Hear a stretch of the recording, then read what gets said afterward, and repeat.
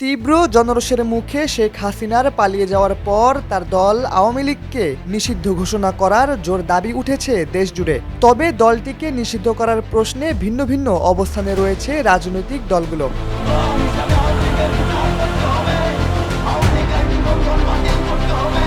সম্প্রতি জাতীয় নাগরিক পার্টির অন্যতম সংগঠক হাসনাত আবদুল্লাহর দেওয়া ফেসবুক পোস্টের পর আওয়ামী লীগকে নিষিদ্ধ করার বিষয়ে তৈরি হতে থাকে নানান মতবিমত।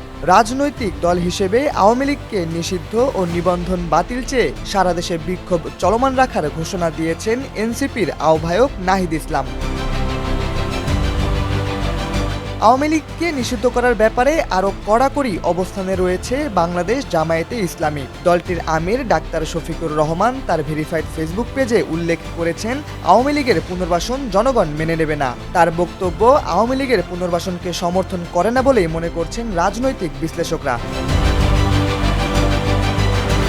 বাংলাদেশ জাতীয়তাবাদী দল বিএনপির মহাসচিব মির্জা ফখরুল ইসলাম আলমগীর আওয়ামী লীগকে নিষিদ্ধ করার ব্যাপারে সাংবাদিকদের বলেছেন নো কমেন্টস। তিনি কোনো মন্তব্য করতে চাননি। সাংবাদিকদের তিনি বলেন, দয়া করে ওদিকে নিয়ে যাবেন না। তার বক্তব্যে বিষয়টি এড়িয়ে যাওয়া স্পষ্ট দেখা যাচ্ছে।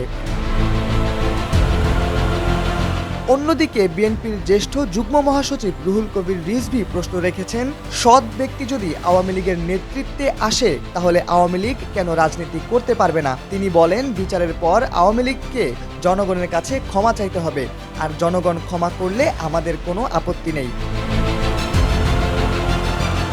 আওয়ামী লীগকে নিষিদ্ধ করার দাবি তুলেছেন জুলাই আন্দোলনে আহতদের সংগঠন ওয়ারিয়র্স অফ জুলাই। যতক্ষণ না পঙ্গুত্ব থেকে বের হয়ে সাধারণ জীবন ফিরে পাচ্ছেন, ততক্ষণ তারা আওয়ামী লীগকে পুনর্বাসন হতে দেবেন না বলে জানিয়েছেন। রাজনীতির মাঠে আওয়ামী লীগকে নিষিদ্ধ করার ব্যাপারে মিশ্র প্রতিক্রিয়া দেখা গেলেও জনগণের অবস্থান এর বিপরীত দিকে। অনেকেই গণমাধ্যমে সরাসরি বলেছেন, আওয়ামী লীগকে চাই না। দলটিকে নিষিদ্ধ করার ব্যাপারে প্রসিদ্ধ রাজনৈতিক দলগুলোর বর্তমান অবস্থান ভাবাচ্ছে রাজনৈতিক বিশ্লেষকদের। শাহরিয়ার আহমেদ, সময়ের আলো।